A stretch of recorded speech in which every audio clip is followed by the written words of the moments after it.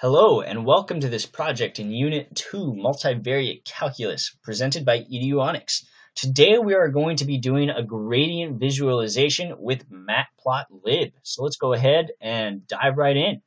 So first things first, I'm going to open up my terminal command prompt. Again, I'm working in Windows 10. And I'm going to CD over into the directory that I want to start my Jupyter Notebook in. Just like the other projects, I'm using a Jupyter Notebook today. Even more specifically, I'm actually going to use Jupyter Lab because I like the functionality that it provides. And so if you have Jupyter, you can follow along directly with me, but any Python programming IDE would actually work. So to start this up, I'm just going to type Jupyter Lab. This is going to open up a page in my browser, specifically on the local host, usually port 8888 actually. And so here we go. This opened up. In this directory, I have the other couple of projects that we've done up into this point. I'm just going to start a new Python default notebook. I'm in Python 2.7, but we will verify that in a second. And then I'm good to go. I'm good to start programming right here. Control B will minimize that directory on the side. So let's dive right in. First things first, we need to import what we need. I'll import the system so we can print our Python version number. We're going to use NumPy and using the namespace np. We're also going to use matplotlib.pyplot as plt. But actually before this, I'm just going to import matplotlib as matplotlib as well. So we have those. As always, I like to print out the version numbers so that we can verify that all of these were installed correctly, as well as just see if we're on the same page here. In all likelihood, these don't have to be exact. However, if you do run into errors and are using different versions of these different libraries, that could be a source of the error. So we have NumPy, and we also have Matplotlib is our last one. And again, the dot format, we're substituting a variable into a string and then printing it out. All right, so Shift-Enter, we'll go ahead and run this cell. And these should all import correctly, and we'll be good to go when that happens. So it takes a second, but there we go. Again, Python 2.7 on a Windows 10 machine, NumPy 1.14, and Matplotlib 2.1. All right, so first things first, we are going to do a gradient visualization, and what we need to do this is a mesh grid of x and y points. So the mesh grid is going to be a large two-dimensional array that we're going to use for our plots, and it's going to let us define a function to plot as well. So let's go ahead and do that. We want to generate 2D mesh grid. So we're going to start, and this n of x and n of y is going to be like a quality control. It's how many points we want in the x and the y direction, so number of points. And then what we can actually do is do an np.linspace. So from 0, I'm going to go to 10 with those 100 points. So this will give us a point every tenth of 1, or so 1/10 will have a point. So 100 points from 0 to 10. So that's x. We can do the same thing for y. Linspace 0, 10 will give us a nice square graph here, number y. And then making a mesh grid out of this with NumPy is really straightforward. We have x of v, and y of v is going to be the np.meshgrid. And what we're going to do is simply combine this x and this y. So let's go ahead and run that. And that goes really quickly. If we print one of these out, we see we have a large array starting at 0 going to 10. This isn't including all of the numbers here. We got some dots. But in general, we have that large matrix. We should have a shape here of 100 by 100. So yep, we should be good to go. All right. Next, we need to define a function to plot. So to do that, actually, let me clear these outputs really quick. To do that, we're going to use a Python function, which is definition. We're going to define our own function. We're going to call this f of x and y. So it's going to take two input variables, x and y. And what it's going to do is it's going to return x times y squared. That's the function I'm going to be doing today, x times y squared. This is going to match the plot that we generated or we viewed in the lecture on gradients. Feel free to do your own function if you so desire. Don't make it too complicated because we're going to later in this project calculate the partial derivatives ourselves. So you don't want to give yourself too much work, but feel free to do whatever you like. All right, next we're going to calculate the z value for each xy point. So the z value is going to be the result of this function. So we're just simply going to call z equals f times x of b and y of b. X of b and y of b are going to be every point in our mesh grid. It's going to calculate the z value for. Let's just go ahead and run this, and we should be good to go there. If we print out our z, we see we have a similar array now. Should have an x and a y point for each, or this is the z value. We have the shape should be 100 by 100, and indeed it is. All right, so now we can move on to plotting this. We're going to be using a color plot in Matplotlib. There's our outputs. So we want to make a color plot to display the data. And we haven't calculated the gradients yet. We're going to display the data, and then we're going to calculate the gradients and add them onto it. So we're using matplotlib.pyplot as PLT, namespace PLT. So we're going to start with a figure. So we can define a figure size. Just to make this look nice, we're going to do 14 by 12. And then we add to this pyplot figure a p-color plot. So it's just p-color. So x points, y points, and then our z value for each. The z is going to determine the color. Let's add a title so we know what we're looking at. 2D. There we go. Color plot of f of xy equals xy squared. All right, there's a good title. Let's add a color bar to this. It's as easy as typing plt.colorbar. And then is a pyplot, so we have to call the show function at the end. Once we do, we can run that, and we should get a nice graph here. And indeed we do.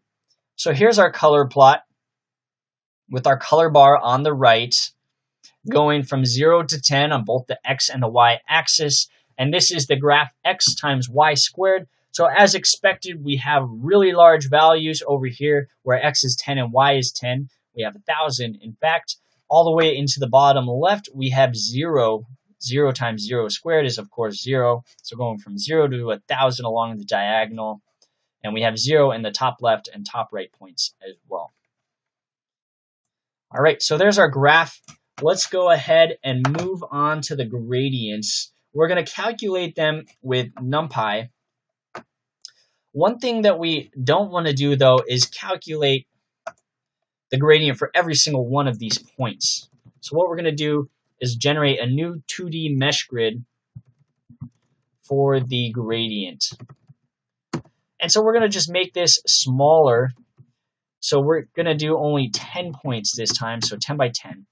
So that way we can calculate the gradient at every integer value on this graph.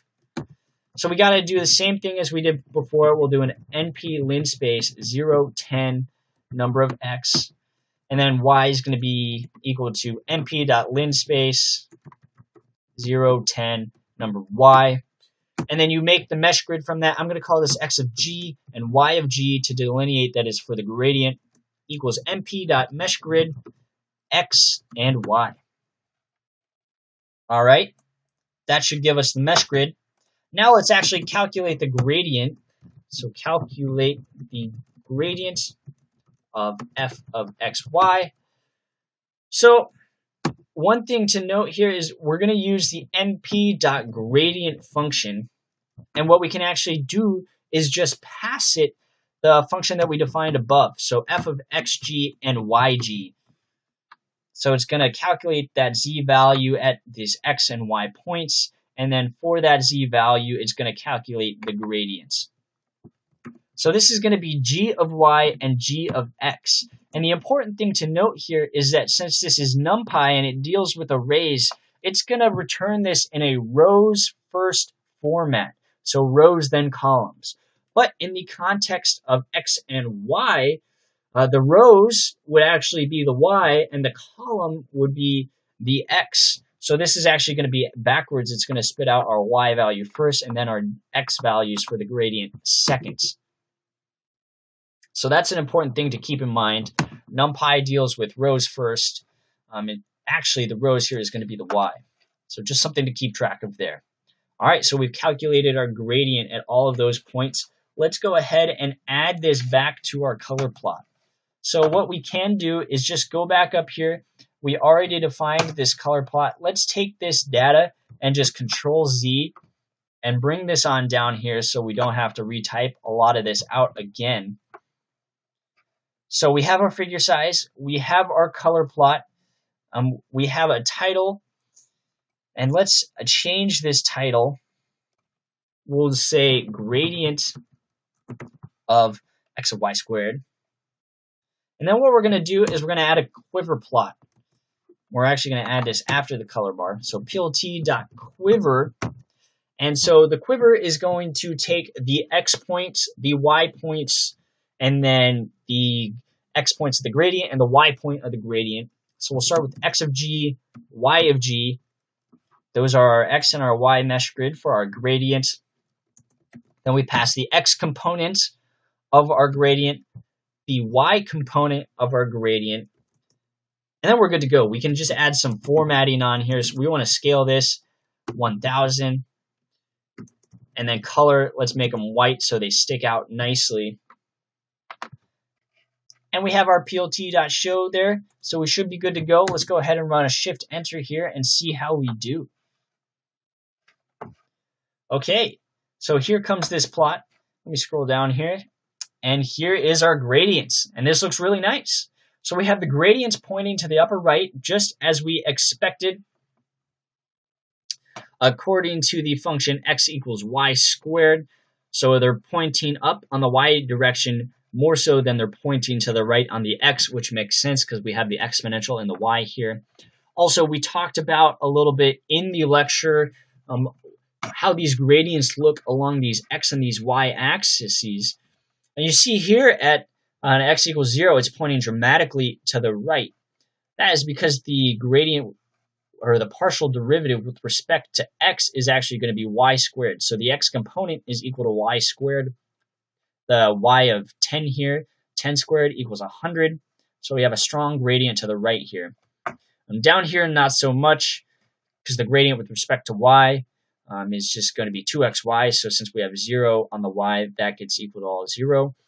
And we have a mix in between here with the gradients pointing up, increasing, again, the magnitude of the gradient denoted by the length of the vector, or the length of the arrow.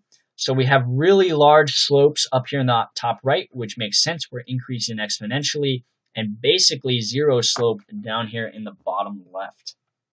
So this is a really pretty graph, but how do we actually know that NumPy was calculating the gradients correctly? Well, what we want to do here is actually just go back and double check them ourselves. So what we can do is calculate the gradient of f of xy equals xy squared ourselves. And so what we're going to do is we're going to define two of the partial derivatives. So we're going to do the partial with respect to x and the partial with respect to y. So the first is going to be the partial, I'm going to call this ddx, partial with respect to x of xy, two inputs, x and y. And so if we look at our equation, x equals y squared, the partial with respect to x, we can just treat the y squared as a constant, and the derivative of x with respect to x is just 1. So what we get back is just y squared. So we want to return y squared. And you do the squared with this double asterisk in Python. So there's that. Now let's do our partial with respect to y. And what we want to return here, so we have our equation, we hold the x constant, the partial derivative of y squared with respect to y is going to be 2y. So as a result, the partial here is going to be 2xy. So what we can return is 2 times x times y. So there's our partials.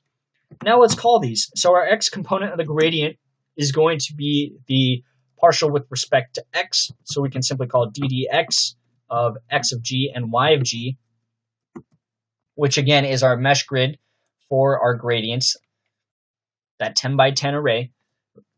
G of y is going to be equal to ddy of x of g and y of g. So there's those. So let's run this. Looks good. Everything calculated correctly. Let's go up here and grab this and bring it back down so we don't have to retype it.